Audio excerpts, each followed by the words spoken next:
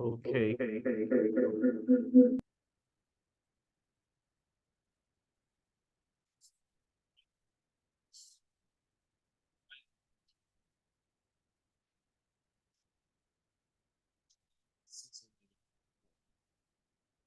Yes.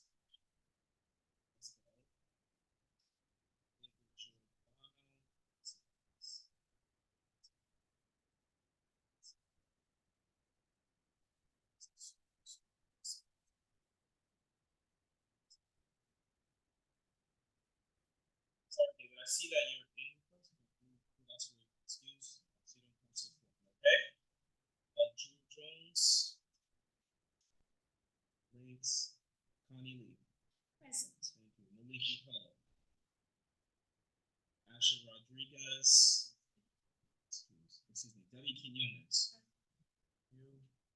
Russell Schuler. Russell Schuler.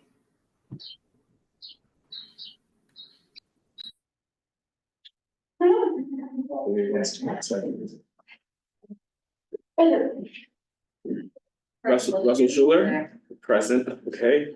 And Michelle Wilkesar Clement, not present now, but you said running late, correct? Yes. Okay, so we have 6 members present. You can conduct your meeting, Chair. Oh, I was ready for that. Okay. All right, the agenda for tonight's meeting was distributed ahead of time by the board office and was posted online. If there is no objection, we will adopt the agenda as stated. Wait, I'm Committee sorry. members, no? Wait, I'm sorry, but this thing, counted Malik is present. Hold on a second, sorry, you have 5 members present. Malik isn't here right now, or I haven't seen anything yet. Okay, all right, I'll go back to the beginning. In the absence of a quorum, seeing that a quorum is not present at this time, in an effort to obtain quorum, we will stand in recess for a period not to exceed 10 minutes. If a quorum is not present at the end of this recess, the meeting will be adjourned. Any outstanding business will be considered at a future meeting. Seeing that a quorum is not present, we will adjourn the meeting. The meeting is, oh, sorry, we are not adjourning the meeting. We are just going on a 10-minute hold. Agrees. We'll see you in less than 10 minutes. Yes, please. Thank you, everyone. I'll pause the recording right now. Okay, everyone, thank you for your patience. I'm trying to get this to go off. We'll put it on, All right, this is take 2. We will now take attendance by roll call. Committee members, please answer present when your name is called.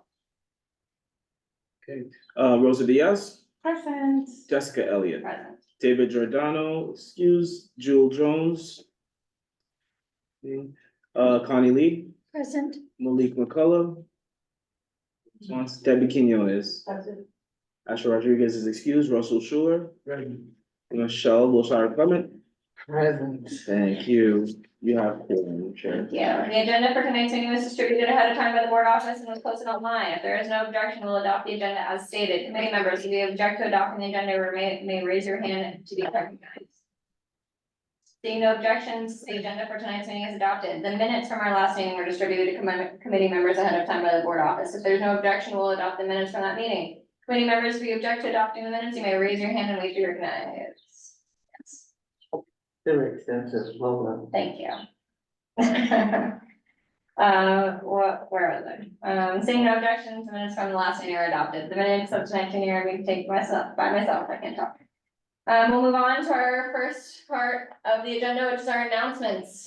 Thank you so much, Khalid. Our first announcement is brought to us by, the Parks Department. There is ongoing construction, at Marcus Garvey Park, for ADA path construction. They are installing fencing for the construction of the ADA ramps and, reconstruction of the pathways on Monday, April 22nd, which has passed. The ADA ramps will be constructed outside of the rec center or have been constructed, and the path reconstruction will take place in the northeast portion of the amphitheater. We have a little map that we've included with our agenda tonight, which is also available on the board website, which highlights the areas that will be closed off for construction, which will last about 6 weeks in that section. The entrance is at 124th Street, Mount Morris Park West, and 123rd Street, and the north side of the recreation center will be closed during this time. Oh, excuse me.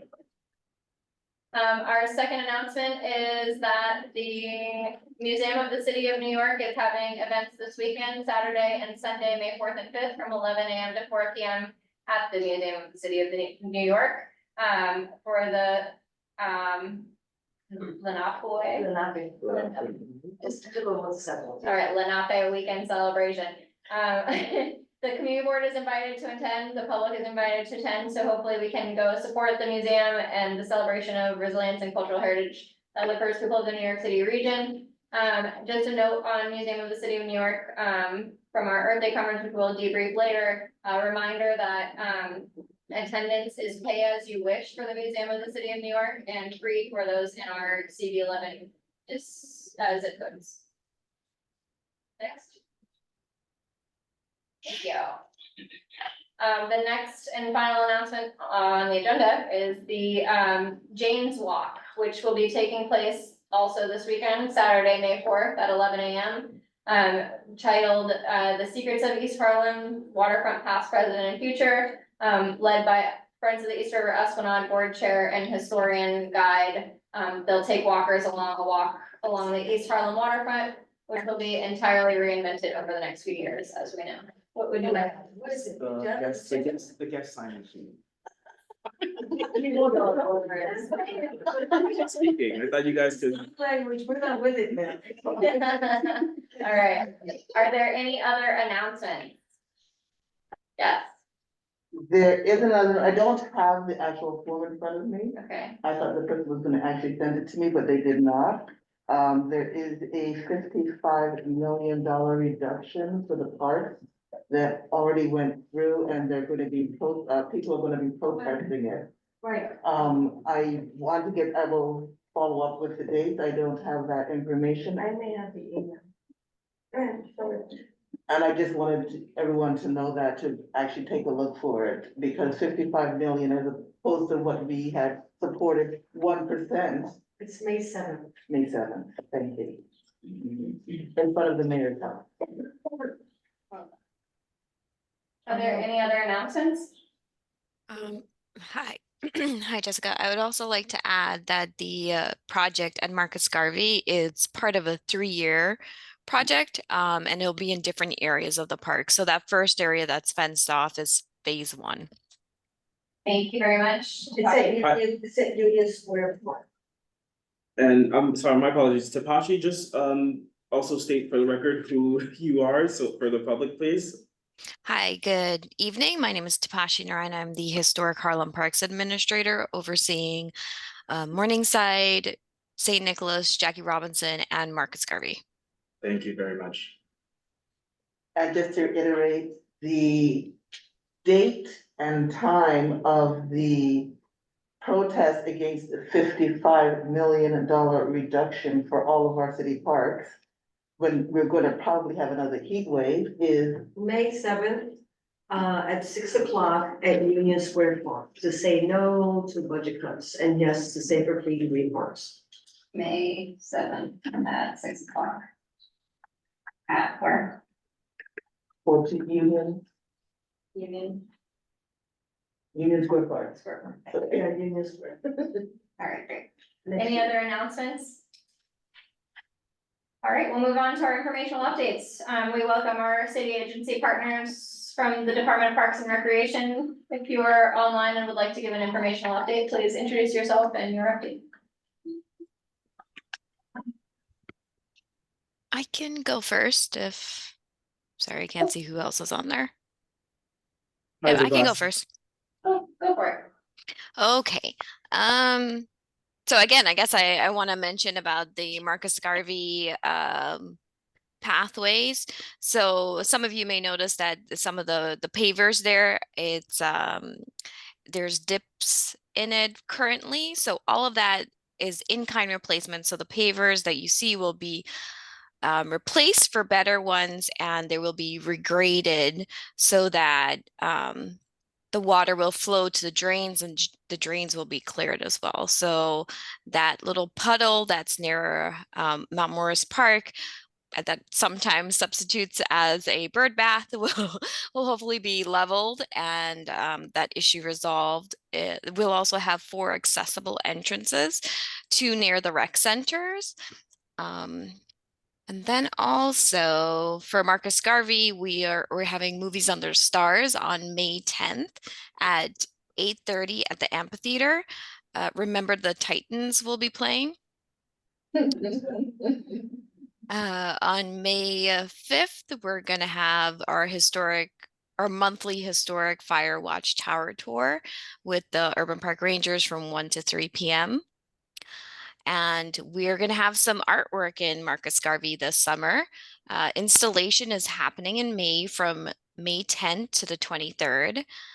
I'm not sure if there was a presentation on this, but the top of the Sankofa is going to be replaced, and then there's going to be 4 pieces leading up to the Acropolis, and one more piece on top of the Acropolis. It looks like half of the Sankofa that's down at the base, and the opening day for that is on May 24th.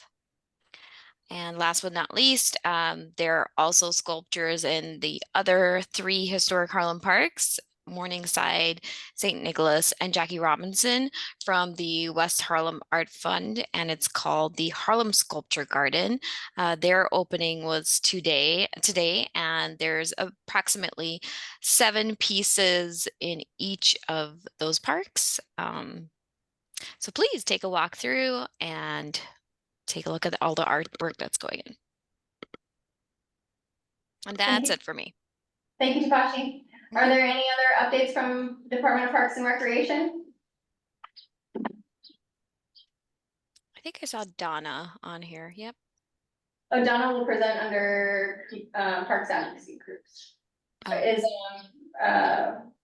David Salerno David.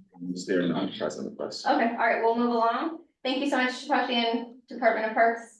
Is there anyone here from the Department of Sanitation? It'll come in June.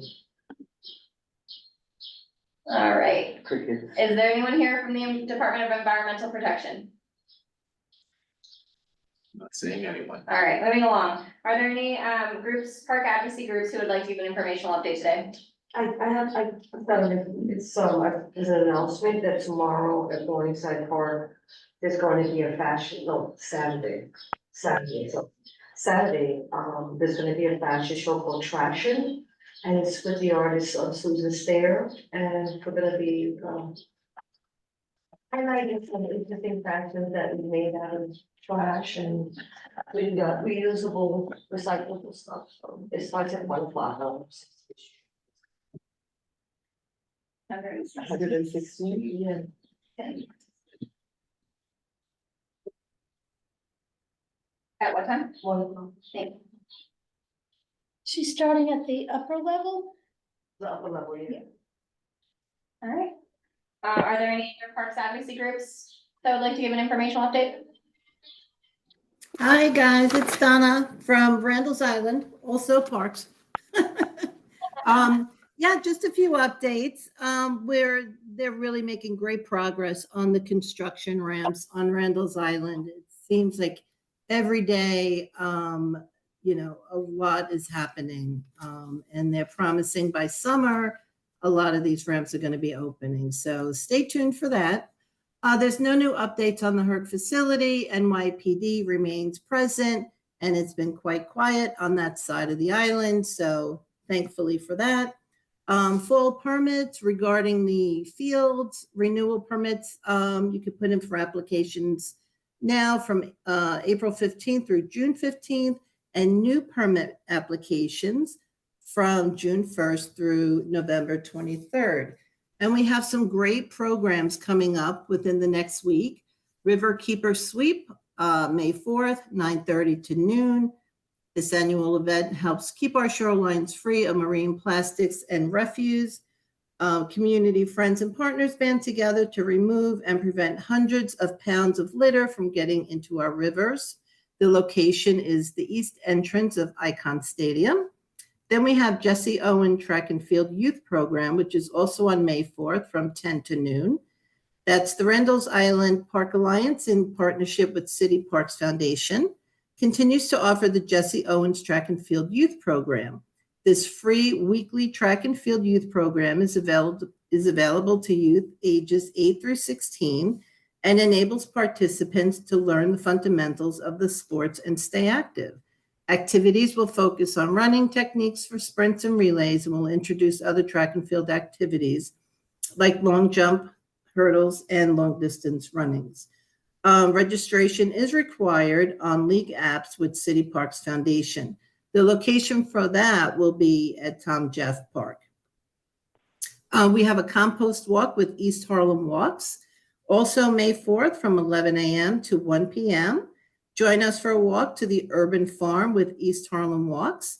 Meet at Playground 103 at the base of the 103rd Street Bridge and enjoy a scenic walk along the riverfront, ending at the Urban Farm for discussion on composting and food waste. Pedestrians of all ages and abilities are welcomed. Playground 103 at the base of the 103rd Street Footbridge in East Harlem. Then we have a Wonder Spark puppet show, The Little Red Hen and Puppet Making Workshop, also May 4th from 2 p.m. to 3 p.m. So join Ripa and Wonder Spark Puppets for a puppet show and workshop at the Urban Farm.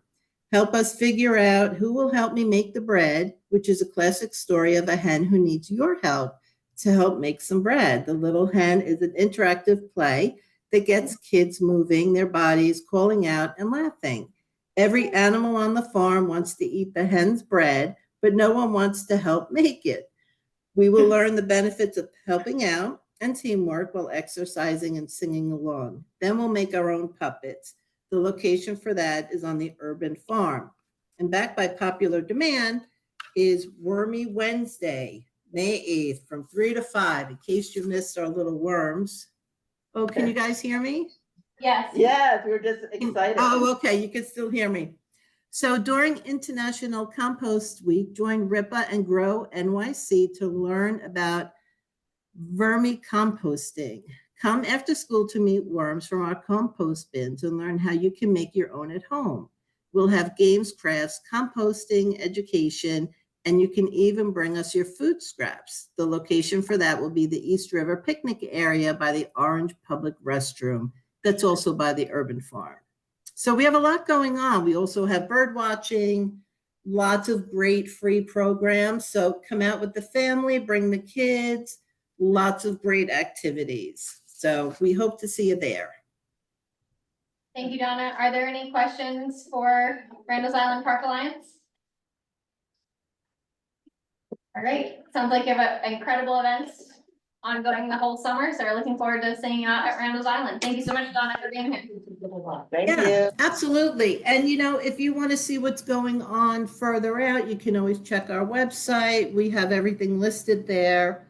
Most of our programs are free, and we would really love to have you out. So thank you.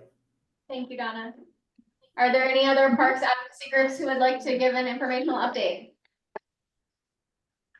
Are there any other community-based organizations here who would like to give an informational update? All right. Someone has Alright. to- Someone has to. What is that? Someone forgot to mute themselves. Okay, yeah, I think it was honest. Okay. All right, let's move along to our first presentation, which is our research brief on CB11M Consolidated Sanitation Facility, in the Independent Budget Office. Thank you so much for being here. Thank you. And thank you. Yeah, please, go ahead. Alright. Yeah, I'm waiting.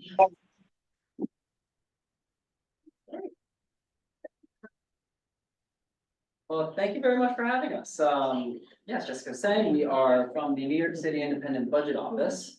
I'll go into a little detail about what that is, but my name is Brian Kincaid. I am the assistant director, one of our 5 assistant directors of project analysis teams. And our team focuses on housing, environment, and infrastructure issues. So broad portfolio, but today, Jordan Page, our budget and policy analyst, specifically covering our environmental portfolio, which includes sanitation.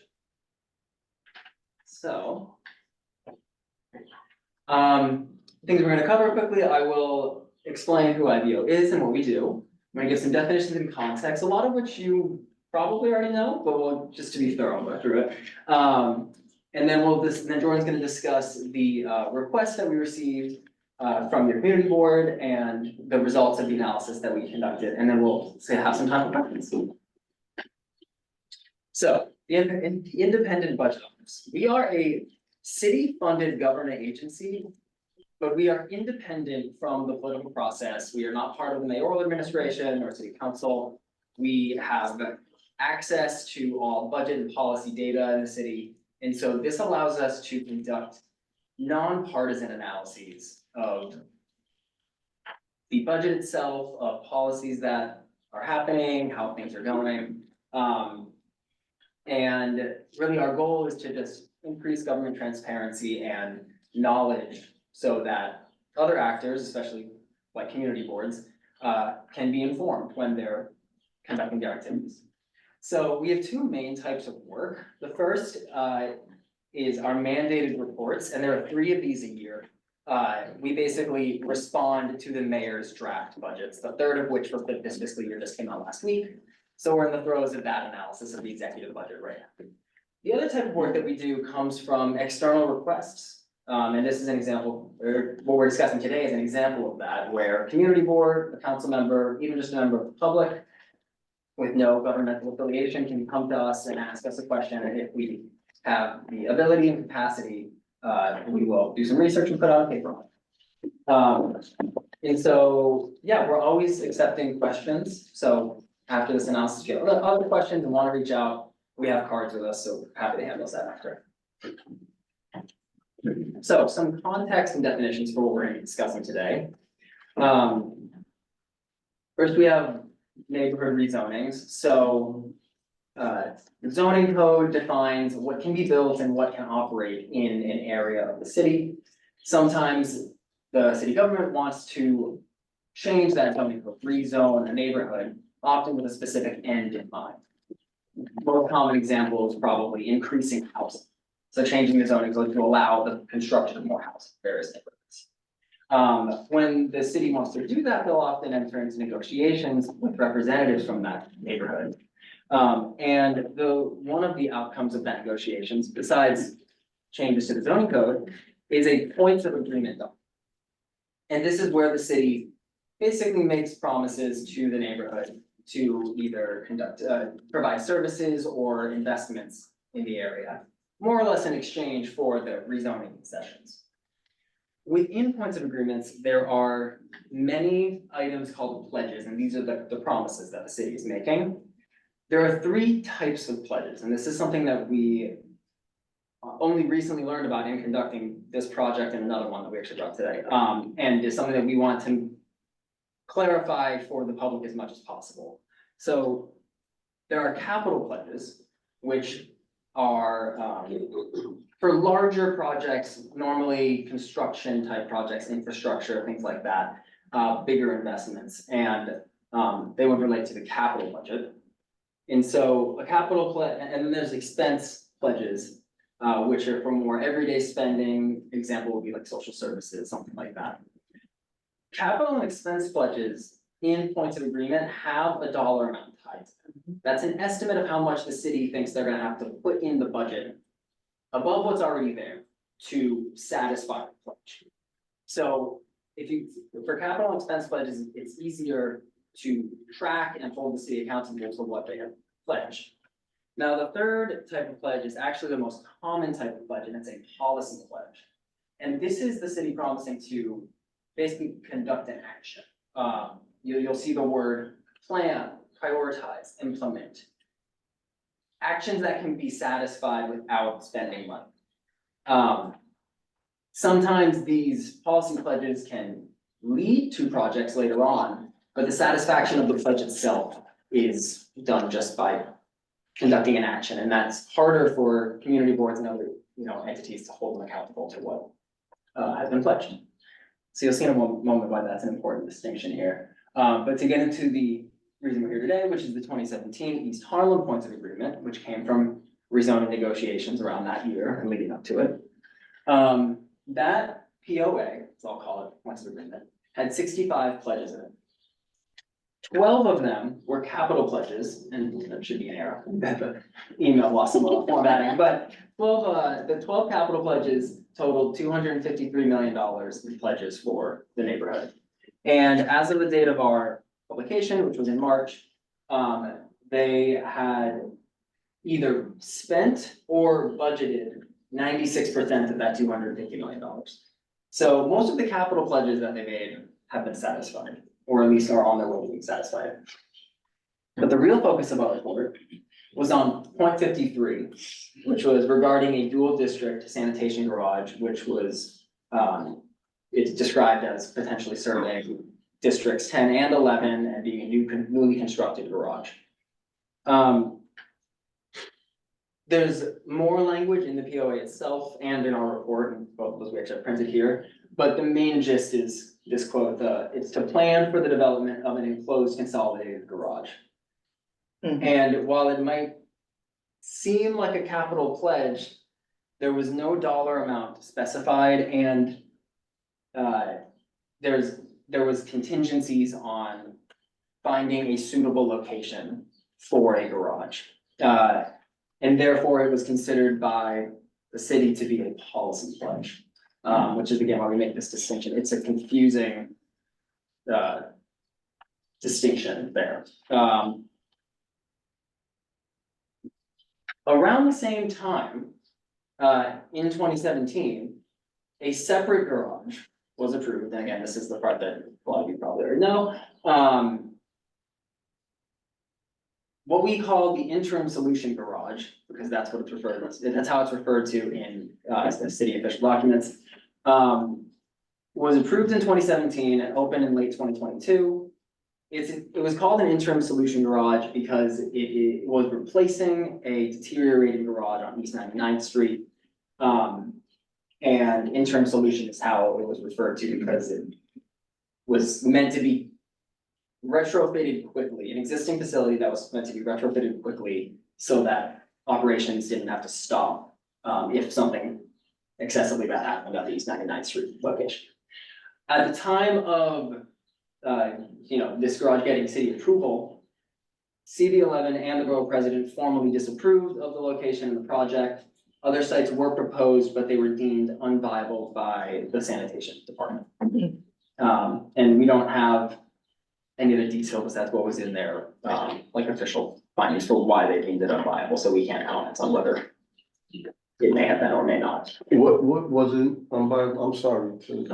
I was trying to get clarity on what you were saying. You said it's unviable. What was unviable? Other sites that were proposed for a newly constructed garage that would, Unviable. yeah, those were deemed like not acceptable for various reasons by the sanitation department.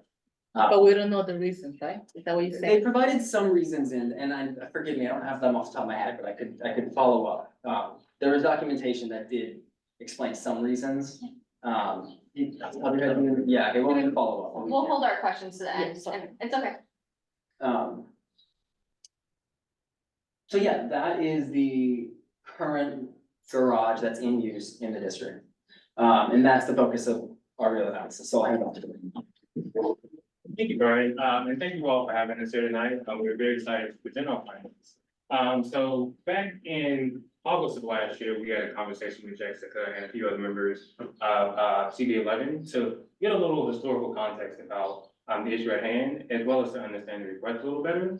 And after our conversation, we determined that there are 3 research questions that we wanted to look into for you all. So first, what is the total cost of the interim solution garage constructed at East 127th Street? Second, how much money in DSI funding is going towards the construction of new sanitation facilities in New York City? And lastly, what is the density of sanitation garages and lot cleaning units throughout New York City? So jumping into our first question, total cost of the interim solution garage constructed at East 127th Street. So this was the total cost of that project. So it was a $35 million project, and these numbers are as of September 2023. That's when the capital commitment, when the city put together their annual capital commitment plan. And so total cost is 35 million, committed cost is 34 million, and that's the cost that have been spent as of September 2023. And currently there are budgeted costs of $1 million remaining. We also looked at a few other things such as the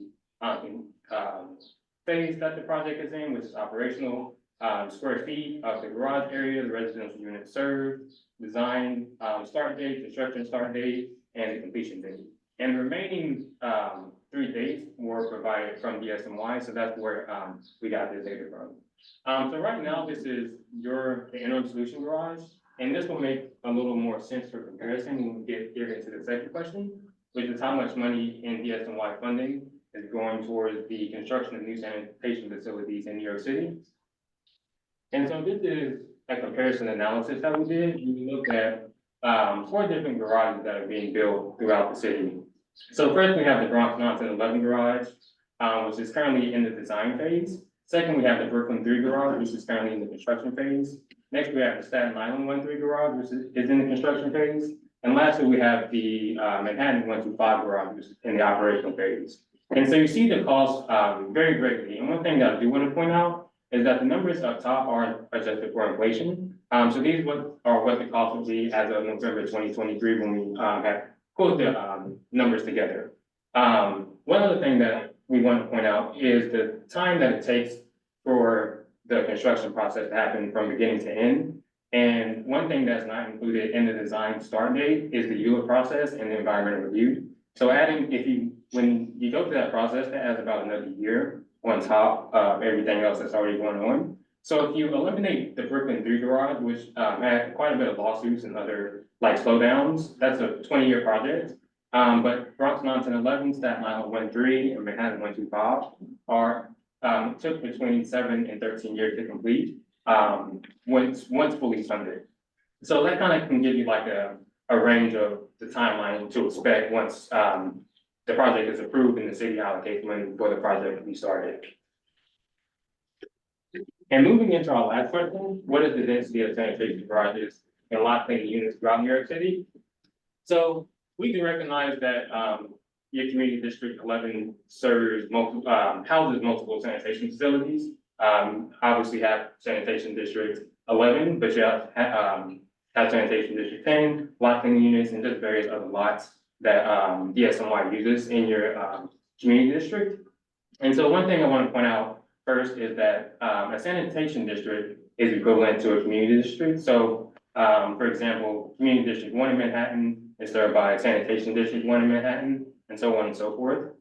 And so what this chart is looking at here is this is looking at sanitation garages per sanitation district. So for example, there are 34 sanitation districts that serve 34 sanitation garages that serve a single sanitation district. And there are 11 sanitation garages that serve multiple sanitation districts. And one of the interesting things we want to point out very quickly, if you go back to these minus the Brooklyn 3, you see all of these are either a dual or triple garage. And so that kind of looks like that is what DSMY is leaning towards. And there was one other example of a garage that's is in the very early stages, but Manhattan 6 and 8 is currently going through the very similar process, trying to get a garage in their district as well, and that will also be a dual district. And that is our presentation, and you can take any questions.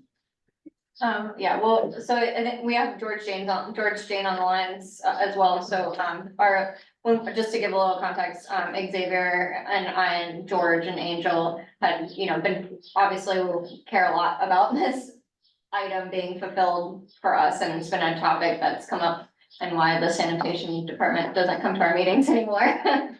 So, we're really interested in just building a data arsenal for ourselves to understand how, if our, preconceived notions of, or the things that we think about the neighborhood are proven in the data. And so it's, I think, was helpful for us to ask for this study, and we're so grateful to the IBO for doing this research for us and giving us this information. It's I've learned a lot, and I hope that you all are learning a lot in dissecting this, but If there are any questions, we can go through them now, and then I would like to end with George.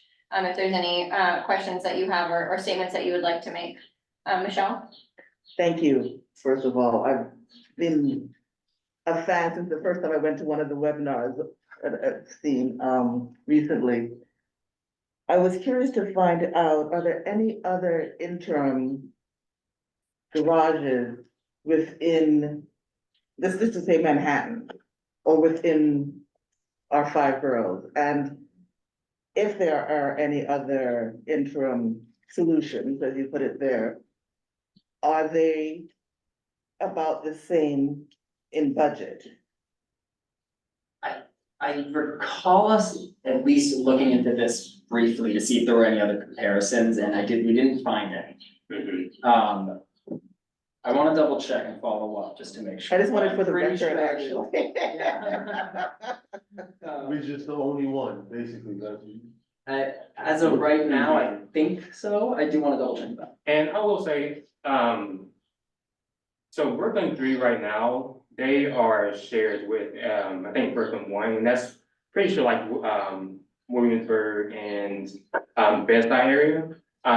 And so they're a dual district garage, but since Brooklyn 3, they're not an interim solution garage, just because they're still partnered with, Brooklyn 1. And in doing the research, I don't think we came across any other interim solution garages. And just a follow-up, Mhm. I figured as much. You know, the whole Band-Aid on something. But just to follow up with the Manhattan, what part of Manhattan is that? The That- 1251? Have you, that's the facility that's like right on the Hudson. It's Yeah, the really big new one. that's the one that we pointed at and said, we want one like that. Yeah. And it's got LEED Gold certification Mhm. and is a beautiful, not smelly building that you wouldn't even know was a sanitation garage. And that was what was promised to us in the policy pledge, should a location have been found for them. I did like the distinction between the hard, here's the follow the money, as opposed to not even a shaking of the hand policy, soft. I appreciate that, those distinctions.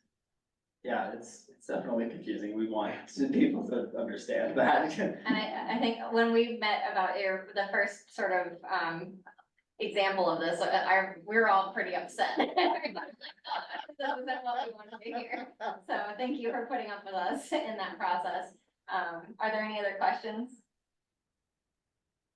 So I just wanted to make sure nobody else had it. Oh, please, go You ahead. okay? Yeah. So I wanted to know, like, who funds IBO. Yeah, The city, so we are funded by like the city tax levy. So we fully are a city agency receiving funds, but we have a dedicated budget that's a percentage of the mayor's office of management and budget. That's so like our funding is protected and they can't just defund us if we say things they don't like. got you. And then, I wanted to know, I know you kind of mentioned on the rezoning and like kind of, you mentioned to build certain things as far as, if housing is needed, as far as rezoning is concerned. Is that like the only reason why the city chooses to rezone? It's certainly not the only reason. I'm trying to think of another example. Actually, there's also down zonings. I think that there were a few of those under Bloomberg, where a neighborhood wanted to have less housing. There's, goals for economic development. Something that you may have seen in the news is that the mayor's pushing is, City of Yes. There's 3 different Oh, types yeah. of it. Those are citywide rezoning changes that they're trying to do, but they have different goals like economic development, housing, and then environment, like sustainability, I think, yeah. So yeah, there's several reasons that the city would pursue that. And then, my last question was, in the future, how should we go about pledges? because, obviously they didn't really, like, we certainly, they gave us really a handshake, and it wasn't committed, it wasn't a committed pause. So if we're asking for something before we agree, should, like, what are the things that what steps that we should go through in order to, like, because obviously to know what it's gonna cost for this facility, this big, great, we don't know that, we don't have that, at our disposal. So how do we go about, the different pledges that, I mean, I just wanna make sure that not just us, but in the future, whoever takes on after us and when we're not here, at least our community knows how to go about, asking for these pledges and what ways to go about it, so that we won't, excuse me, get messed up with an interim solution in any other cases. Fantastic question, Yeah. and no one of you has been able to like attend a negotiation, so we don't know exactly how these things kind of shake out.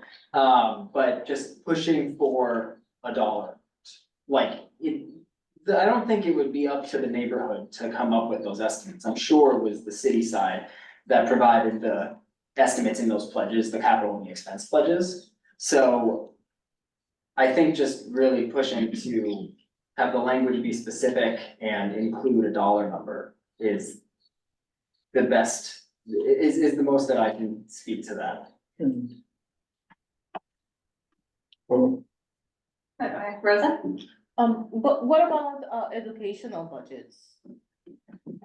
Do you have, any, Insight, any insight, with all these funding cuts and expiring money, literally expiring like in June of 20, like next month? What am I talking about, June? Next month, like, what do you have there, like?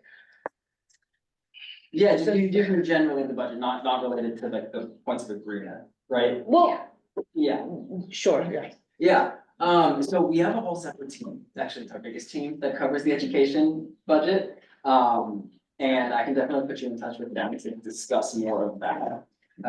We are, like I said, we're all like in the middle of doing our analyses on the executive budget. And I know that there were changes, some of which reflect that ending federal money. Expiring. Yeah, and the OMB and the mayor did replace at least some of. So I'm sorry, the programs that were funded by that federal money that's expiring, they just had a funding cliff in the budget after that funds expired, and they basically, if you look at the budget and assume that those future years were true, those programs would be ending. But at IDEA, we were believing that they are gonna continue, the city's just gonna have to pay for them, so what we do in our mandated report exercises, that first type of report I was talking about, is we come up with our own version of the city budget. And we reflect things like that, so we added city spending to be out to those years, where the federal dollars are gone, but those programs we think are gonna continue. And I know that at least to some extent, I don't remember the number, the mayor did add some city funds back in to those later years to cover those programs that are currently being funded with the federal dollars. To cover some programs, not all of them. Yeah, I don't know which programs nor how much off the top of my head, but I'm sure our education team would have a lot more to say about that than me. We'll love a follow-up, thank you. Yeah. Any other questions? Any questions online? Nothing, but if you guys, if you'd like to allow George to speak. Yeah, before we go to George, this is just one committee, obviously, of our community board, and this is one item on this points of agreement. I think the community board has been working hard to ensure that all of the commitments are fulfilled, and like you said, a lot of the capital expense elements have been, mostly fulfilled or funded, which is great. But I think it would be really great. I'm also on the land use committee, and some of us are, I think this information and the points of agreement generally lives with that committee. So I'm gonna do my best to share with them, but it may be that we ask you to come back to help us with the land use committee. And I'm sure there are other questions that the community board might have about other points of agreement, but, we would love your insight on. But I'll pass it over to George, our land use consultant, who has been instrumental in helping this process, since the beginning. Well, thank you, Jessica, and it's good to be in front of your committee again. If you would indulge me just for a minute, I'd like to just read some of the language of Point of Agreement 53. And I'd like to then ask the IBO some questions on some of this language. Please take So- all the time, George. Okay. Working with community stakeholders, plan for the development of an enclosed, consolidated DSNY facility for M10, M11, which meets LEED gold standards. That's the commitment. Description. DSNY will immediately begin planning for a permanent long-term facility to serve District 11 sanitation needs, which includes the following goals. Before I go on, do you know if DSNY is planning for a permanent long-term facility? At the moment, I mean, if they were planning for it, I believe there'd be money in the budget for it, so I don't believe so. Okay, which includes the following goals. Explore options for a permanent consolidated facility that could house multiple garages, including District 11, District 10, District 9, and or the lot cleaning unit. A question for IBO, have they done anything regarding the lot cleaning unit? Do you know anything about that? Are there any plans to move that? Not that we have come across. Accessible, suitable sites for the permanent facility that will, assess suitable sites for the permanent facility that will serve residents for the next 100 years. So you said that they assess some sites, but you didn't know what they were. I know that they assessed one, and that was the one site that Community Board 11 suggested, which is on Randall's Island. At the time, it is a very large site that is within the walls of the sewage treatment facility, the wastewater treatment plant there. That's also next to the fire department training center. It's about a 4-acre vacant area, which is used for sometimes outdoor storage, sometimes for parking city-owned cars that are not being used, for long-term storage. It's an empty 4-acre area that has some flex uses. And they said that they did not want to use that because it would be difficult to get to in snow emergencies. That was the reason that was given at the time. So explore all city-owned sites and appropriately privately owned sites in Manhattan Community Boards 9, 10, and 11. So to the IBO, have you received any studies or exploration that Department of Sanitation has done? We have not, but that's not, we wouldn't necessarily have received that like automatically. Okay. As well as the potential acquisition of the entire block 1792. Do you know that did they acquire block 1792 to build this interim solution garage? Well, sorry, is that I don't know the block off the top of my head, is that the one Yeah, where? that's the I'm sorry, that's Potamkin site. They leased it. I know the answer to that. They did not acquire it. They're leasing it from Potamkin. And for this board, you should know that Potamkin bought it from the city for $1 in 2003. Yes. And the city is now leasing it back Mm. at more than $1. So they add more. Okay, I'll continue. DSNY will engage with local stakeholders on a quarterly basis starting in Q4 2017. The stakeholder group will include representatives from Community Board 11, the council member, the Manhattan Borough President, and additional members that the stakeholders identify. Do you know if the stakeholder group is meeting? I do not, I mean, I assume you guys would. It hasn't met in a while, and that's because it wasn't doing anything. The stakeholder group will provide feedback and accountability on the following task. Develop a shared vision with health and hospitals for the future use of the existing East 99th Street facility that reflects the needs of health and hospitals and the community. So do you know anything about the future of the 99th Street facility? We don't. Providing ongoing community feedback on the construction and operation of 127th Street facility. Formalizing a community engagement process for planning a permanent consolidated facility. This process will include clear benchmarks, and then there's a list of benchmarks with dates. So do you know that there has been a formalized community engagement process for planning a permanent consolidated facility? No. Okay. Not sure, yeah. Okay, so I know you were saying that there were, there are policy promises and then there are capital promises, and capital promises are measurable, so they're easier to enforce.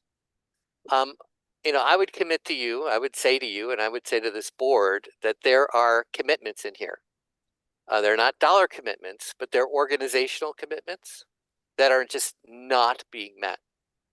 There is not a community engagement process for planning for a community consolidated permanent facility. There just isn't one, and the benchmarks have been blown. And Department of Sanitation's not at your meeting. They're not engaging on this because they think they're done. They got out of this cheap. They don't have to build a LEED gold facility. They don't even have to enclose it. Right? They didn't even close this facility. It's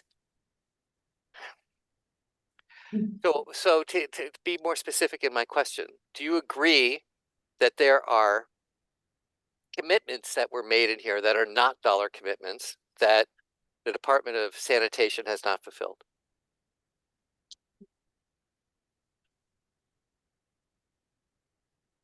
I think this speaks to the difficulty of tracking the policy pledge commitment versus or fulfillment versus the other types of pledges. And the fact that those things that you laid out are not happening would seem to suggest that they haven't met that policy pledge, but and this is the document that I want to find that has some of the information about why those other sites that were proposed were unviable. That document detailed the fact that, or at least expressed that the SMY considered other sites and found them unviable, which may be how they are considering it completed. That's that. I guess what IBL can't necessarily say what has been fully satisfied and what hasn't. Yes, listen, I'm asking you questions that you can't answer, and I understand that. I'm doing this as a point to the committee members, and really, most of you weren't here at that time, weren't around when these points of agreements were being written, or many of you weren't, and there was this idea that with the rezoning, it could solve multiple problems, right? And this issue with sanitation garages, the 10 garage, the decaying 11 garage, the lot cleaning unit, finally, we could use the rezoning to develop a real solution, a planned solution that was good not only for District 11, but for really, District 10 as well, right? Because would be a consolidated garage, and their garage is terrible too. Yeah. And this is just falls so short. And there were really good faith efforts to negotiate these this point of agreement, and then just to say, oh, it doesn't have a capital item associated with it. That's not how it was, right? That's not how it was engaged at the time. It was all negotiated in good faith, and it does not seem to be fulfilled in good faith. Here. Yeah, George, is that all of your questions? Yeah, that's it. Thank you, George. You're amazing at everything.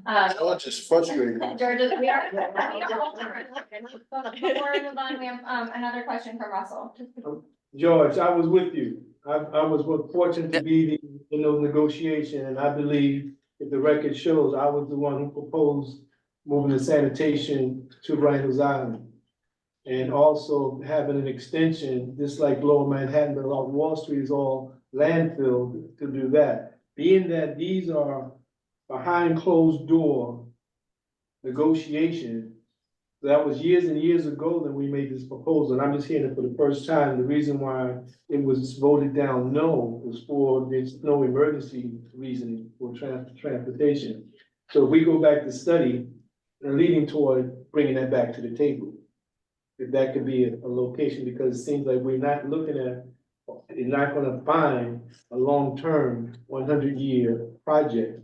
And we were fighting for Randall's Island to offset the gentrification that's coming for affordable housing, the housing stock, land area rezoning for those matters. So if we were to study the past 10 years or more, we'll find we probably only had 2 really snow emergencies where the city got stuck. So we're talking about 9 months, 10 months, 11 months out of the year, perhaps 2 weeks out of 52 weeks of a year. That's the possibility of something that could happen where the forecasting was just mispredicted, was just messed up, screwed up. That was Bloomberg the last time we had that major snowstorm that caught everybody by surprise, because the meteorologist said it was gonna be 1 inch, 2 inch, and became 9 or whatever. So let's revisit that, because we're talking about a changing neighborhood and the demand for, we all know, a phrase that we all understand, we say affordable housing, and we want to be able to see how can we renegotiate that. Now, that happened in limbo because they couldn't find anything. Let's find something, Randall's Island, landfill, let it stay out there forever for those 2 communities, because Community Board 11 comes on the short end of the stick with that, because we're holding Community Board 10 stuff within blocks of each other. This is blocks, from 131st Street to 99th Street, all that congested for years. All right, so if we could have some strong advocacy for that from your office, it would be great. I think we could garner support. I think I was the only one at the table when that was negotiated. I was around that. Okay. I said, I believe. I was in the bending. Like I said, things here takes 20 years just to get heard. And as the board, we know how the cities with the community boards, we change. Different personalities, different understanding. I say different people that find Harlem, East Harlem, Central Harlem, West Harlem, a viable place to live, would bring different attitudes and understanding. For the longstanding residents here, we see a different change. So that could be voiced in a profound way with some strength, we would appreciate it. So is the question, if we were to revisit I'm asking previous, to revisit Yeah. all these opportunities that have now come to the table, why we rejected.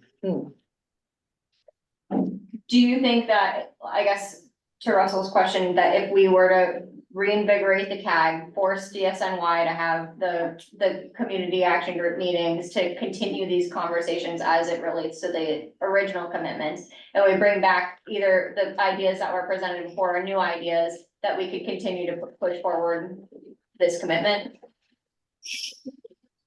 There's always a chance. I can't speak to exactly how DSNY would react, unfortunately, but I do encourage you to try. And if they reject that site again or other sites, just try to get, keep asking why they reject and try to get that in writing. Okay, great. Are there any other questions? David has a David?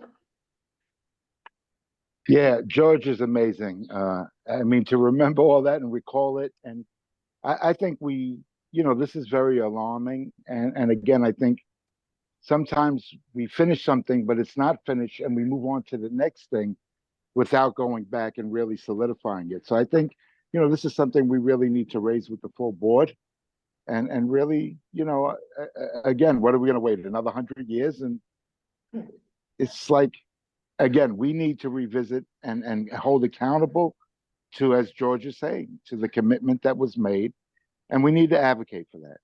And I was there at that time, and I sat in those meetings, and I sat in more other meetings, but I was also part of the, Metcalf, and there's been a lot of stuff for that, and they kind of moved it away from them. So, maybe we need to reactivate everybody in the community, because it is a commitment. What is that place on 100th Street going to really turn into? It should have stayed the museum it was. At least it had some, value to the garbage. But now that they've taken that away as well. So, George, you're amazing, and always recalling these things and researching and bringing back. And yes, we need to really, are they going to other committees or just environment and open space? This affects human services, it affects youth and education. So I think we really need to put them on point or develop a task force again to address these issues and concerns. Thank you, David. Who's that? I was just going to, I'm sorry. Go ahead. Yeah, just if you restart like the CAG, I encourage you to get the borough president involved, get the elected officials involved. Ultimately, I think if you do this at a board level, they're just going to get a staff person, and they will, effectively shut it down, right? And you're going to need elected officials, like the borough president and the council members, depending on how the boundaries fit, to work on this. And it's a solution for 10 and 11, right? So get more than one. And maybe we, in following up what George just said, is that, this is an election year. Where are the positions on the people that are running for the offices, and what are they prepared to do about this particular, situation, as well as others? But and as much as possible, I would say, get the attention to this. If the city is caught not fulfilling a good faith effort to meet a points of agreement for rezoning, what does that mean for future rezonings and supports for future rezonings, right? It's like, you screwed this community over here over the last 8 years. What's going to happen to us over the next 8 years if we approve this rezoning? I'm just saying that there's levers that you could use to make this a little more painful to the administration that wants to do other things. Thank you, George. We'll go to Jewel, and then I'll close this. Sorry for my tardiness, but I'm well aware. We're so fine. But to David's point, yeah, I was around #1, and to David's point about the Community Advisory Board of Metropolitan Hospital, in terms of the 99th Street garage. So, we've actually met with the head of the hospital in terms of that location. So we have the support of the administration, Christina Contreras, who's the CEO. So, to me, it's like this, it's like we need to like make sure that this is always in their mind. So she's fairly new as the head of Metropolitan. Again, we met with her, so she's aware that the Community Advisory Board as well as CB11 is, this is all at the forefront of their discussion. So I just want to add that to David's point about these other kind of stakeholders. Thank you. Great. Just to note, I've been working with the other Harlem community boards in regards to like community, Columbia initiative about safety on the streets, but we've had these conversations about how there are these large issues that one community board is not able to solve on its own. So I think to George's point, like, I think we should continue to build alliances with our fellow community boards and, you know, how we can get more attention on this. I'm not sure. I know there have been people who have done reports, you know, journalism on this subject and hasn't really gotten us very far, but I think, you know, we can continue to push this and I have to speak to Angel and Xavier, our chair of our board, but I would suggest that if you don't come to, maybe you come to land use, landmarks and planning committee, but maybe what would be more effective is if they come to full board and give this brief presentation one more time, just so that the whole community board is aware. Because this is, like we said, just one point, and there are other points that have yet to be fulfilled, but thank you so much for your time and for putting up with us in our disappointment and for giving us the tools that we need to help move this forward, and we really appreciate it. Our pleasure, yeah, we'd love to present anywhere else you need us to. Great, thank you so much. Anything else? But, yeah, I mean, not for them, they can have a seat, but Okay. before we Thank you. move on as a committee, I would like for us to take a position. Thank you. And, I would like for us to reach out to, well, draft a letter stating our recommitment to A resolution. a resolution, getting a resolution on the sanitation garage that they were supposed to give us. And by drafting a letter and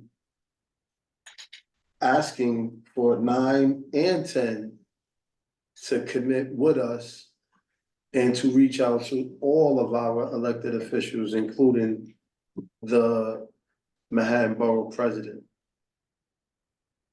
Yeah, great idea. Well, I, you know, as our process is, I think we should take our time to spend this month, writing that resolution together. Yeah, I didn't wanna I wanna, Yeah, the right wording is not gonna come out Right. right at this meeting, but I kinda want to Have it have it full board. ready for full board. Or, By June's full board? well, When is May full We can do it board? in June. May full board is at the end of end of May. May, No, it's not. It's May 6th. still the end, still the end. I think we push it forward At the one end- week. at It's the a end little of May. sooner. Would it be okay to follow our regular process and to talk about it again, like a draft letter at next month's Environment Open Space? That's fine, And then we can ratify it That's at fine. June full I board. mean, we waited this long. I know, And it's well, been 8 we've also issued how many resolutions on this Mm. topic, like one this year, I think, No, I'm not, I understand, I know. and I'm but not we can keep disagreeing. But I also want to include these other people and CC them and make sure that they understand, like, Collaboration. the collaboration is gonna be a little different, so if we speak to 9 and 10 to see, I'm gonna check and do my homework to see when does their committee meet? Yeah, And then we could try to talk to see if we could put that into their meeting. Yeah. So that they can understand, I mean, I'm pretty sure they understand, and once they know, like, let's just have a coalition of community boards. So that then we can, everybody's attacking their own elected officials. They're gonna see the urgency in it. If we just doing it, it's like, Working together. yeah, but if we working together, I feel like, Definitely.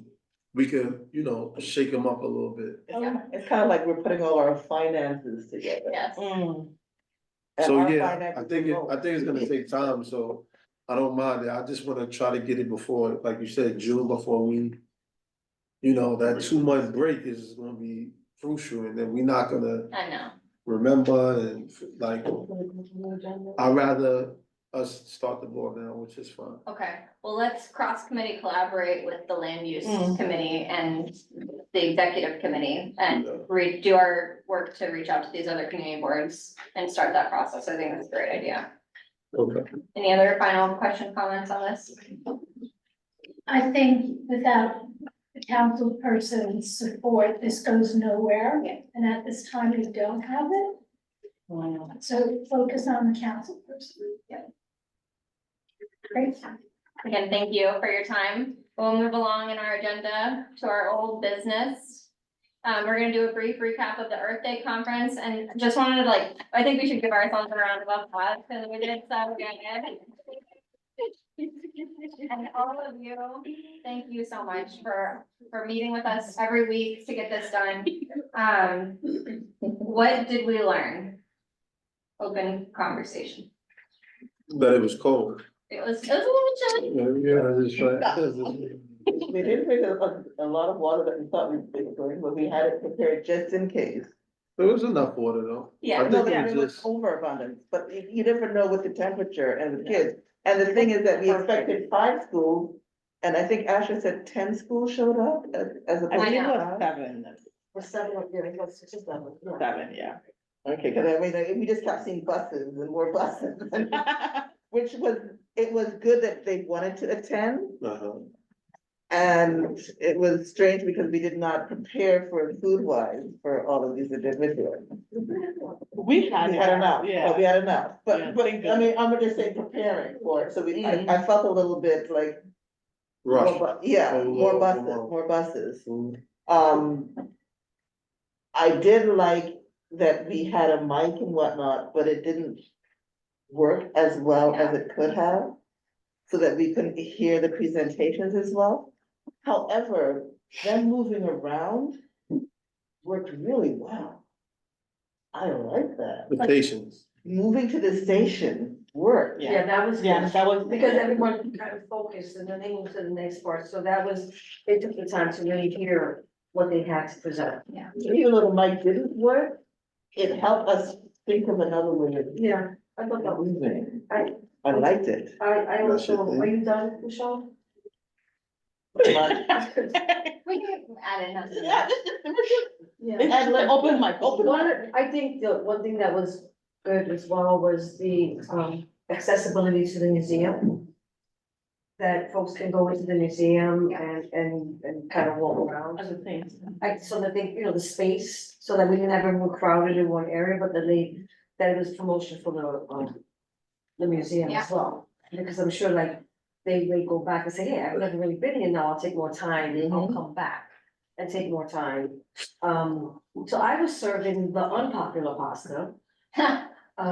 Which was funny, because it was the one that had mushrooms in it and it was plain, and it wasn't I was next to the bolognese last one, so it was kind of no, yes, no. You got a little negativity there. And I'm kind of I don't want that. But I think it worked out well, what I would suggest next year is to flip and maybe have 2 bolognese and, maybe not have that on pasta, I don't know. Yeah. Yeah, I'm just saying, that one went faster. Yeah. We're planning already for next year. Yeah, I'm just saying that, so, I mean, I think that went well, the organizing of it went well, and the program went. I think personally that, I know we have now a year to plan for the next event and the museum is more than willing to continue in a partnership with us. I think we tried to start early, right? And I think, it's hard. So I think we should continue to try to start as early as possible. And now that we have a good plan, instead of people finding out, schools finding out, oh, all these schools are going to this event, I wanna go to this event, and of course, we're not gonna say no, right? We're not gonna say no. How do we, get them confirmed to be involved at the beginning, months in advance, and then have it built into whatever school stuff they're doing, and then to have them commit to being there the whole time, because I think what I enjoyed less was that schools came, presented, and then left. And I think the value of it. The Renaissance School of the Arts, and they ran out. Yeah, the value of it for me is not just hearing the students' presentations, which are great, but for the students to hear everybody else's other, presentations yeah. and from each other. So I think like, you know, maybe getting in, maybe now that Dr. Christie is like, been there and done that with this event, we can, you know, Yeah. be a part of that planning long term. Definitely, and the word of mouth too, from like, you know, like, like one school said, oh, CB11 is having this, and then they were calling me, and I was, oh my gosh, what do I say? You know, like, we have to be like, we have to like, well, like adjust to this, you know what I mean? And I think it was great because the kids had activities, they were touching the worms, they were eating, the one child was eating, I believe it was an apple or a pear, and they went into the compost from Randall's Island, and Wow. so they went, you know, they put the, what do you call it, the pear inside the compost, and they were like, oh, you should come back in an hour. It was great. No, I thought something else. And then- Oh my God. And then, you know, like also tea, arts and culture, they were amazing. They were engaging with kids. They were having them sip different type of teas and explaining to them the culture, where it come from, how does it make you feel, make you calm. This will help you concentrate. So it was really engaging. I also love PS96. PS96 came so Yeah, prepared. they came. They were so excited. Oh, I'm gonna present this and my project. Look at the light. It's gonna do light. And I was, wow. The kids were so excited, and they were not even teenagers. They were little kids. You know what I mean? Like excited to present. And also PS72. You know, with the advocacy for more trees. How they presented to the borough president, and he came through. You know, so I came just in time. yeah, but he stayed the whole time. He stayed the whole time. He was very committed to our children. And believe me, I was enjoying every single second of every single school. Yeah. I didn't get a chance to enjoy the yoga as much as I Oh, wanted to. God, I love the yoga. Oh my God. But I love watching people do the yoga. Yes. As I was with the tea ceremony area, I was with, and I completely enjoyed starting my day, having a sip of tea in the quiet. I didn't think I would enjoy it as much as I did, but just watching her and me Yes. put it all together, and just, it was such a calming thing that stayed with me the rest of the day. Look at that. Look at that. I was gonna also talk about maybe things that we can consider adding. Yeah. Is maybe having like a board of policy, like things that they can kind of immediately, maybe set up a laptop so that they can kind of do advocacy right then and there. You know, like, by the way, did you know that this bill right now is, you know, talking about whatever, but within reason. That's what RSA did. Yeah, but they RSA left. 72. But they left. Oh, you know, yeah. But what I'm saying is Yeah. we set aside a space to have a laptop that has action, so that they can sit, each school can come and they can send a letter, and then that educates them on civic engagement. Yeah, And then say, this is what we're working on, so that you can have something like that. The other thing is that, like, I think our theme should be garbage and sanitation for next year. And then kind of. can I interject? Hold on. Well, I want you, this is what I wanted from way back when. I know you're having the trash, I wrote it down and took a picture of it. The trash fashion show on 116th Street and Morningside at 1 p.m. Right. Can you bring that to Well, I- one of the gatherings, but I near haven't- the end of the day? I could talk to Susan Sayer, who has a lot of the outfits, and see if something, you know, cause I know I have another group in Staten Island that is the landfill fashionista. And what they talk about is fast fashion, the whole concept of fast fashion in terms of how things are made so cheaply and then how it contributes to The landfill. pollution.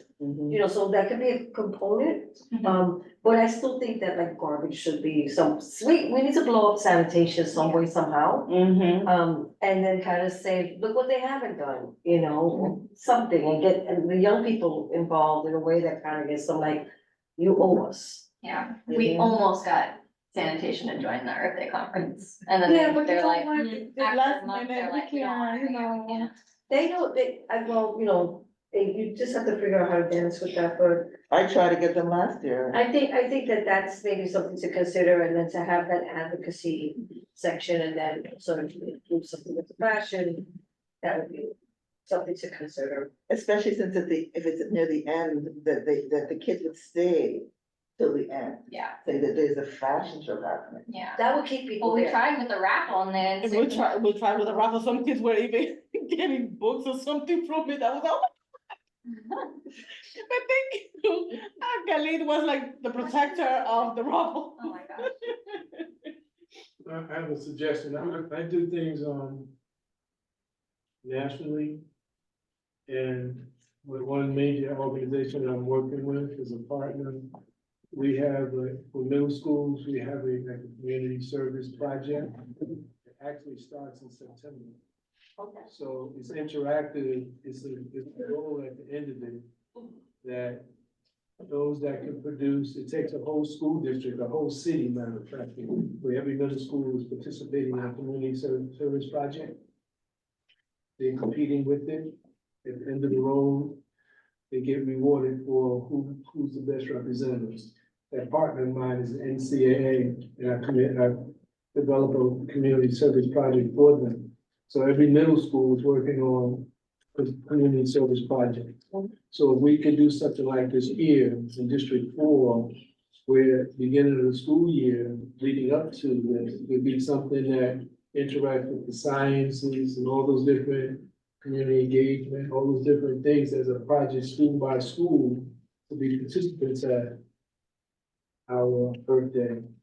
And to have it as a continuum or as a concluding factor more so than as energized as they come, they're looking forward to doing it. Because I don't know when they start their projects, but it could be interwoven into curriculum as well. That could be something that's done. And to the point- May I add something to Russell? So two things. I think Russell's suggestion is perfect, but that's exactly what happened this year.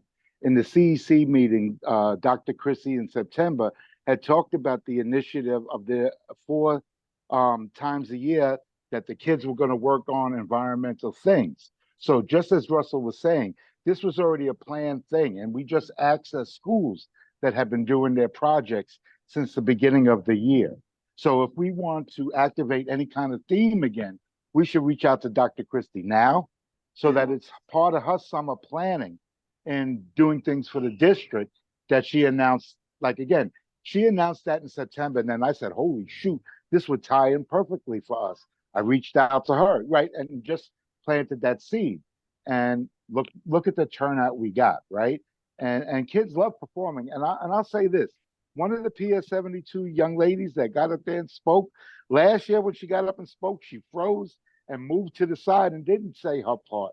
But this time she did. And, you know, it's so rewarding for kids to be given that opportunity to be put on stage, to be put in front.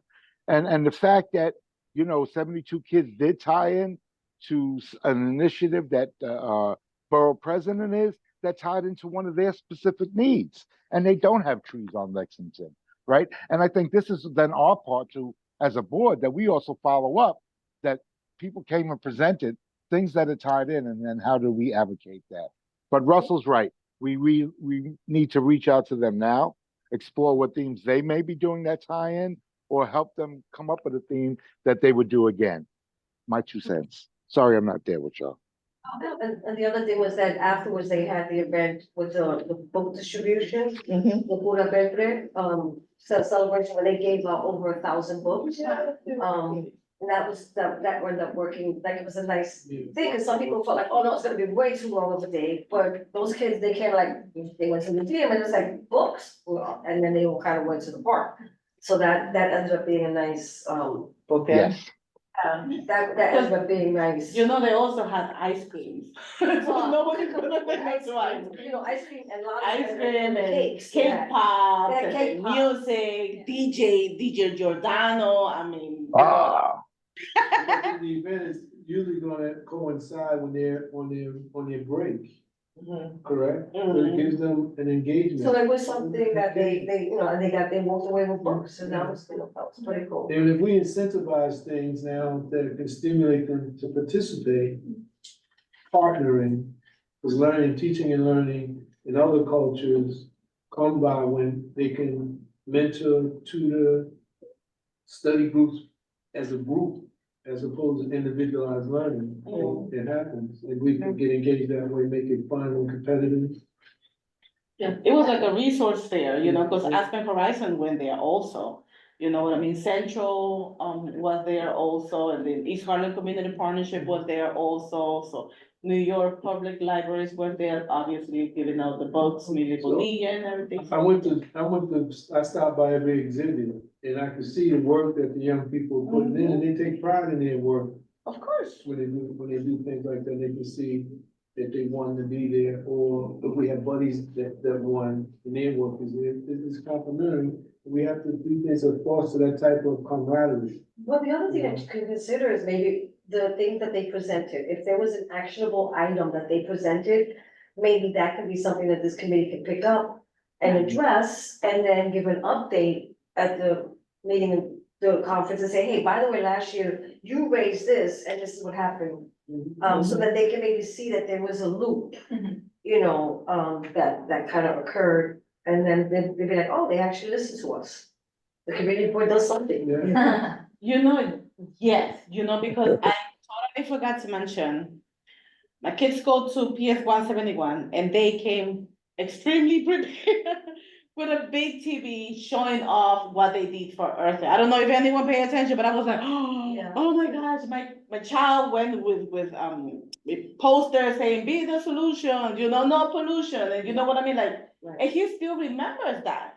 You know what I mean? Like if I go into my packing, God forbid, like one little tissue go, Mom, you're dirtying up the earth, you know what I mean? Yeah. And then when he walks outside, he's like, oh, mommy, why people are so dirty? Yeah. I'm like, I'm sorry, sometimes these, you know, like, you know, sometimes people forget, sometimes. Anyways, but I'm saying like he still remembers everything that he's taught, because we're also teaching them that, you know, the earth is not just one person, it's everyone, so everyone has to do their little part, so it was great, the kids were amazing. I do remember that some of the kids' project was just not 1 year, but it's gone 2 or sometimes A 3 years. timeline of, yes, yes. So You know, there that were was- some really good ideas proposed, so like maybe we need to kind of be able to review them or make, kind of summarize them, and then use that maybe as a guide to do something. One question I have is there any way we can reach out to the schools that came and say, you know, what kind of things Yes, would you like to see the community board doing over the next yes, year? yes. That would be a beautiful thing to have as part of your, thank you. Thanks for I was coming. gonna say, definitely And- we'll work on And it. if it could be something that, like I do in my event, document, what you thought, what are you thinking, what are you thinking? Yeah, Yes, And yes, do yes, something yes. that can be seen, so they can see it, and once we start doing that, you know, people wanna see themselves next year. And when you can see whatever cut up and what the community produces. well, years ago, the youth committee used to do that, they used to have an annual resource fair, and then they used to have an auditorium speak out session. Invite all the elected officials and then have a survey, and then that survey, the findings, that was the agenda for the next year. Yeah. Where and then you came back and you reported as the next year, what was that, you know, and it was really unfortunate because it was the time with the Central Park 5, the whole thing, and we had this huge speak out. And Dinkins was there, he kind of was like, he wasn't bombarded, he was okay with it. But he realized that young people's voices will be suppressed, and, you know, that became something that was really And if important. we could begin to let them Mm-hmm. know that we're listening to them, let them do a project or two that's generated by them. Yeah. That's what I'm saying. And join the community board when they Yeah. turn 16. I just think civic engagement is a must do. Absolutely. It's their world that they're gonna inherit. Yeah. As early as they understand what the dynamics are, socio-politically, economically, you know, environmentally, they have, it's their children and their grandchildren. This community board used to have a position, actually, they used to have a youth coordinator position. And then, That's right, That was Kevin. I still know one. Kelly, We got a debate now. yeah. They had a position They go ahead, it's all 59. and the city budget wiped it out. Wow. That was amazing. Oh, there you go. This is why we need to fight for the After they budget. hired. All right, are there any other comments, feedback, or things that we can do next year, Michelle? I would like to propose that we choose a topic for next year so that we can give that topic to the schools for September. So not like we have to do it right now, we can think about it, but have it at least by June, Our next meeting. so that we can give it to the schools Yeah. with the thank you letter. Well, I think, you know, the schools are gonna do whatever they're gonna do, and I think probably instead of us telling the schools what to do, I think I would prefer that we hear what the schools are gonna do and integrate what we're doing in partnership with that. But I do think we should put it on our agenda for like, right at the first meeting after the summer, you know, maybe like when agendas are not ridiculous, like at least Yeah. twice before, Craziness. you know, we start really getting into planning, so we can be front loading. Like a thank you letter and also like, feedback. A suggestion, because the thing is that the schools are the teachers put the syllabus together Yeah. during the summer. Yeah. September is too late. Yeah. Both my parents are teachers, September is way too late. If we can give it a suggestion, and they're looking for suggestions now. They don't know what they wanna do next year, perchance. Teachers will be preparing in August. Yes. We'll plan everything in August. I know a lot of you also sit on the youth and education committee, so if we could, you know, get some ideas from that committee as well, just to sort of close the loop on this year and start to think about next year, that would be really great. I'm gonna move us along to our community garden tours. Presented by Rebecca. We also have someone, we have a representative from Parks and Green Thumb on the line.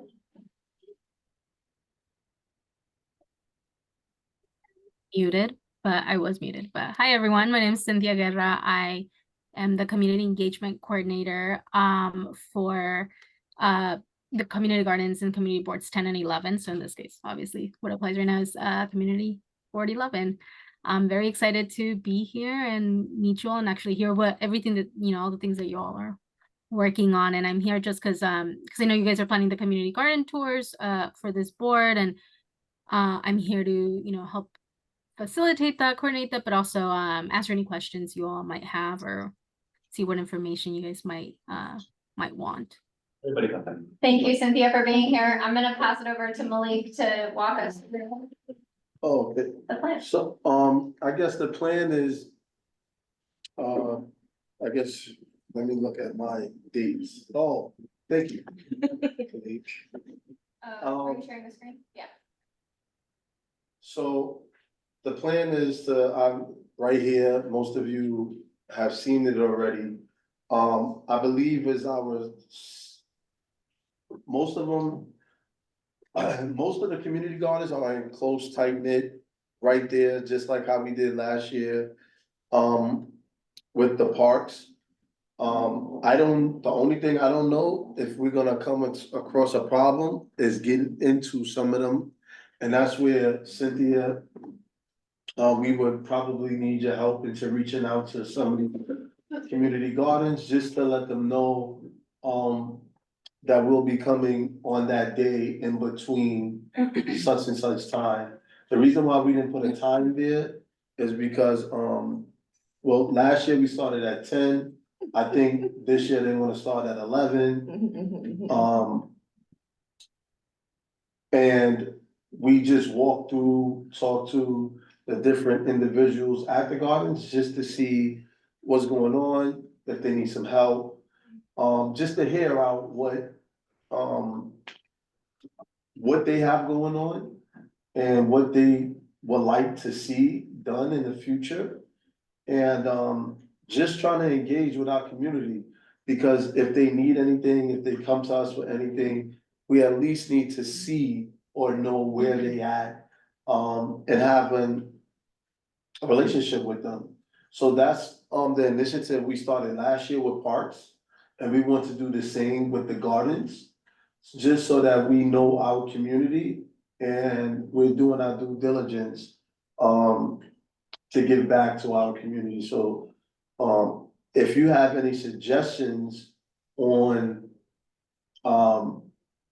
the itinerary or, you know, how or any changes that you think that we should possibly make, at these different, as far as the schedule is concerned, let us know. And also, please let us know the timeframes or if they can meet at these different timeframes, because it's not like we meeting these specific, we only doing one per summer. But we need to at least, I believe we have what, 38 or something like that, community gardens? So I know one day it has a stretch of like 8, but they all so like close that it didn't make sense for us to separate them.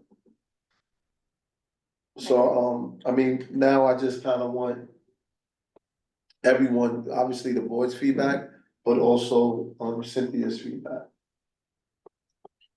I can just jump in, there has to be, and probably Cynthia has it, a email list of who runs each garden. And I would just send them, I No, would just send them the doesn't have it. schedule.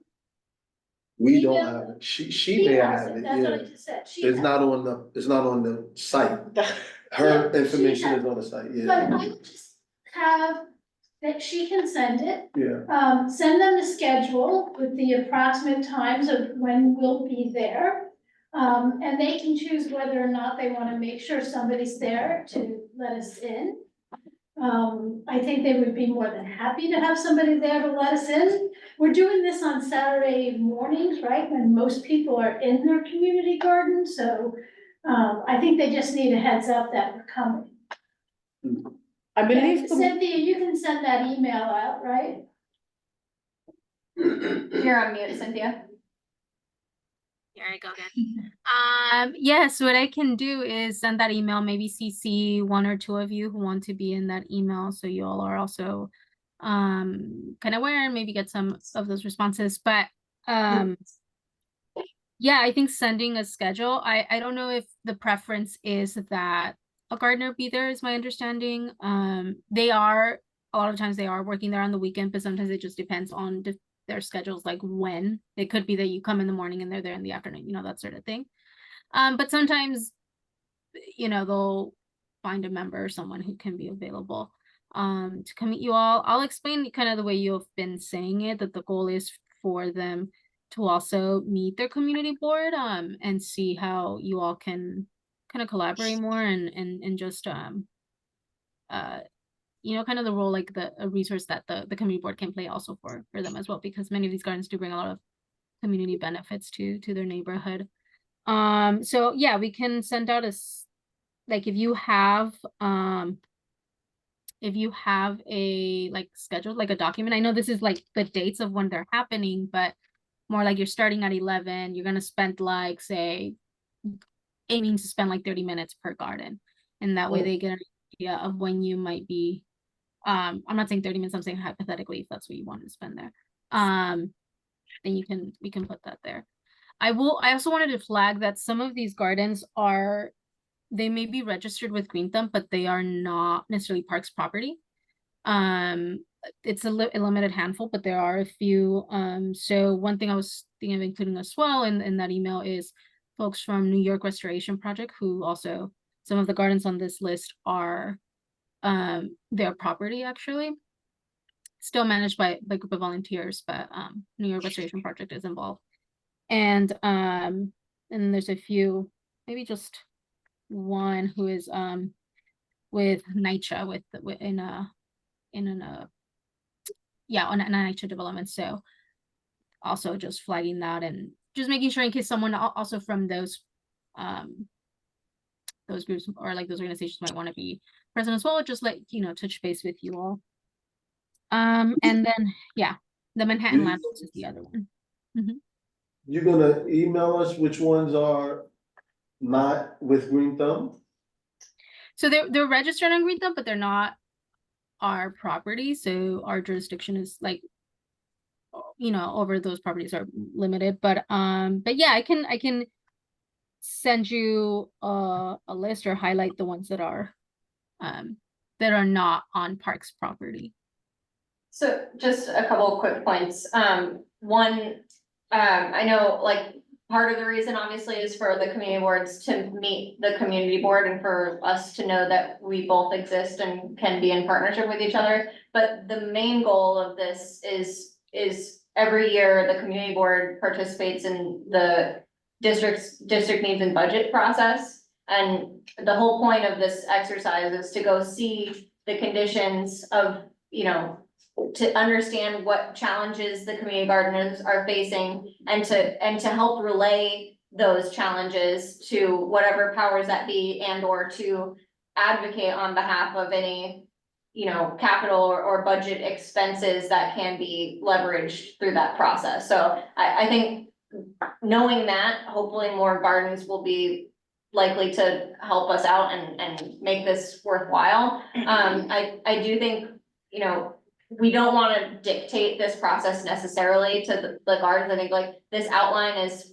fantastic and it can certainly change if there are needs from the community board, the community gardens, like, oh, actually, you know, we're only open from, you know, 2 to 4 or whatever. Like, we'd love to know that information so that we're not asking them to do something out of the ordinary in order to make it work. But at the same time, you know, we're trying to visit multiple gardens in one day and, you know, so we're looking for a partnership in this effort.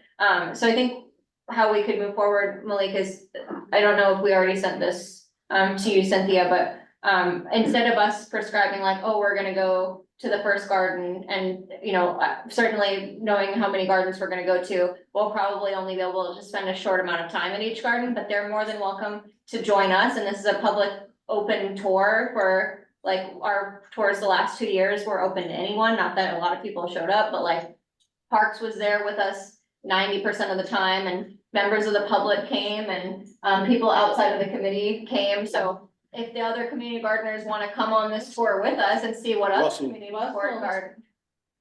gardens are doing, then it's an opportunity to share and collaborate. So we'd love to share this with you and get your insight, whether that's, you know, you mark up this up for us about which gardens are viable, which ones are on NYCHA properties, which ones are on city-owned properties, and then what, you know, that way we can be in coordination and make sure that we're doing this in an effective way, because we don't want to just show up and say, here's what we're doing. Like, this is a collaborative process. Like, is there anything else you wanted to say? No. Would it help if they maybe, is she gonna email them? Yeah, well, yeah, so I don't know. I think probably email's not always the easiest way to get a hold of the gardens. I don't know, but like we would rely on you to either, you know, help us get the contact information that we need, or to work with us to contact these gardens individually and make sure that they're, you know, if they're gonna be on board with us on this effort. Because what I was gonna suggest was maybe we can have a survey with us. And say, hey, you know, like, what is your primary issue? Is it A, B, C, or D? And then we can use that as a tally to kind of then say, you know, use it as a survey and then build data. Yeah. And then use that for policy or implementation, you know, like in terms of action on that. Cynthia, were you gonna That should say have been a lot of something? Yeah, so just a few of the things that were mentioned. So yeah, I think that sounds good. I can definitely mark up this document, just to note like the different, you know, property owners, like I mentioned. Also, for example, at least one of these gardens is not open at the moment, but we can definitely talk about this garden because, for example, I know one need for sure that's going to be at this garden is need for water, because the hydrant is across Madison Avenue, as we know, is very busy. So it's things like that, that even though it's not open at the moment, I think it's worth seeing the space, and I can explain, or like someone else from Green Thumb staff can explain like what's going on with that property. But so I'll mark up things like that. I can definitely, once I mark it up, then reach out to gardeners. And, you know, since it sounds like it's been broken up by like kind of how close they are to each other, to make that, you know, easier to tour, and also even for other members who come along on the tour. once, you know, we mark it up and we're okay, I could email folks asking like, on this day, what does your availability look like? And if you're not available, to propose maybe a few, like another alternative or something like that. There are a few people, like I'm thinking of a few gardens where it's either the primary like kind of garden context that you have, or like, or some of the garden members are like primarily Spanish speakers, for example. And so I am a bilingual speaker, so I can usually communicate with through phone or send us an email, but I'll follow up with phone. So stuff like that. So I won't just be emailing. I'll make sure to also the folks I know that prefer phone calls or just better on the phone, or languages of them can also, I'll also be reaching out to them directly. So I can do that. Holly, anything else?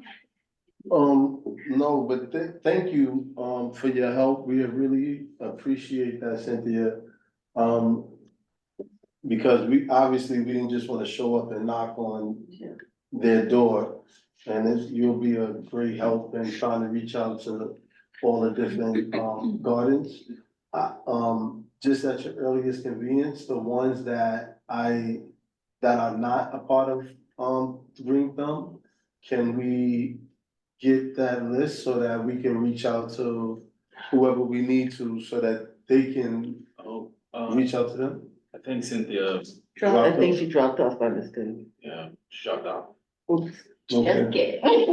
Just submit an email, we Yeah. have her on email, right, just. I think forward either it. she can mark up our document, we can handle it over email, or if we wanna set up a phone call with her and like go through her like comments on this live so that we can talk through it, I think that would be a great idea. Okay. Also with the, I think maybe some of us here know some people in the community gardens where we live.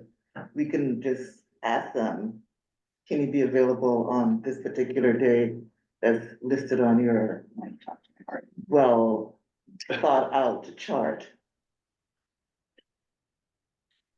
Yeah, I think, The active gardens are gonna be more than happy to be there. Oh, yeah. You know, I don't think it's going to be an issue. The gardens that are not active, Then it's we'll much need less Green Thumb. important to be there. Well, I think, like, I participated in a community garden. It was not, it was active for a time, but then it fell apart and there, That's as, what happens. I remember being on the subway when I first moved to New York and there was an advertisement and it said, you know, like, nothing is more, like, dysfunctional than a community garden. And I was Tell me like, about it. I was like, I find that hard to believe, and then I you know, went to join my local community garden, and it was just so much drama. And, you know, I think there's like, for the gardens that aren't functioning properly, like, we need to help them function properly, because that kind of space in the community is rare, and it's useful and could be doing a lot of things. So if we have inactive gardens, like, we should be pushing them to like activate their open hours, because I know my old garden doesn't have any open hours, like, how do we do that? That was going to be my question to her, is it, aren't gardens, I was under the impression that gardens were open from April all the way to October. Those were the months for the garden, but each of the gardens would put their own hours, because obviously they're all volunteers, you know what I mean? But I thought from deputy or commissioner of parks, Aren't Miss they? Rosa, that they're supposed to, because she just said, well, this one is not open yet, and I'm like, wait a minute, it's May now. No, she said it's not open at all. Yeah, at all. Oh, at all, I did Yeah, not hear that. because she said that's why she wants us to go there, so we can see the reasons why. And she Yeah, said she it needs mentioned the water. right, Yeah. okay, that's, I did not hear that little part. So I would just propose one thing. I know Debbie brought up the survey. Debbie, can you come up with Yep. the list of That was fast. possible questions? Thank you. You know, I mean, it would probably be helpful if you could kind of provide some guidance. That was beautiful. That was no problem. Nicely done. Of course, your dad just showed up. Definitely Bob. That was beautiful. I know him since he was young. Anything else? No, that was about it. Okay, all right, well then, you know, I know that then we won't meet before the next meeting, or before the first event, right? It's on June first, and this is May Oh, yeah. second, so. Oh, this is June first. I think there's a probable likelihood that we may need to shift it back, but just depending on how this works out with Green Thumb. Okay. We'll figure it out. In interim, if we do, I'm gonna try to, I guess it's Friday, so I'll try to reach out to her tomorrow, but probably nothing is gonna get done till next week. If likely, we would just all be in a group chat. And we'll like communicate that way, just so that we all on. We literally in WhatsApp WhatsApp together. If anyone's not in the WhatsApp, we can add Let you. us know. Cause you were doing the, Earth Day. Earth Day thing. Now The same people. Yeah. you know, Yeah, so we just so that we could just have some type of communication. wait, the Friday, oh, Well, like we said, we haven't determined the times. All right. We'll figure it We'll out. work it out. Let us know in the group chat what the next step. concerns are, Yeah. and we'll figure it out. Okay. Thank you so much, Malik, for coming. All right, with that, is there any new business? No, any old business? No, just thank you. Make sure y'all give y'all local dollars. Yeah, we That's okay, I already missed All right, we'll now. Oh, conduct so we roll paid call. you? Roll call. No, I Cynthia just came back. Cynthia, we already, just, you wanna make reiterate for Cynthia really So quick? can you all hold on for just 1 second? Cynthia came back online. Cynthia, we're gonna, we have a couple more questions for you and we're adjourning our meeting now, but, we'll reach out to you via email and if, as needed, we can set up a call. But we're happy to, formalize this agenda with you and, make it work for the community garden. So we'll be in touch. Sorry about that. My internet just had a little bit of an issue, but thank you. Yeah, I'll keep an eye out for your emails. Okay, Thank you. thank you so much for being here. All right, roll call, we're all here. Okay, 1 second. Rosa Diaz, Present. Jessica Elliott, Present. David Giordano. Present. I know, I'm still here. Sorry, David, Jewel Jones, Here. Connie Lee, Here. Malik McCullough. Asher Rodriguez, excuse, Debbie Quinones, thank you, Russell Schuler, Present. and Michelle Wilshire Clement. All Present. right, there are no objections, we'll adjourn the meeting. Bye. Yep, bye. Thank you all. Yes, please, and I don't know, it's okay, I already paid for it. I have a CD deadline.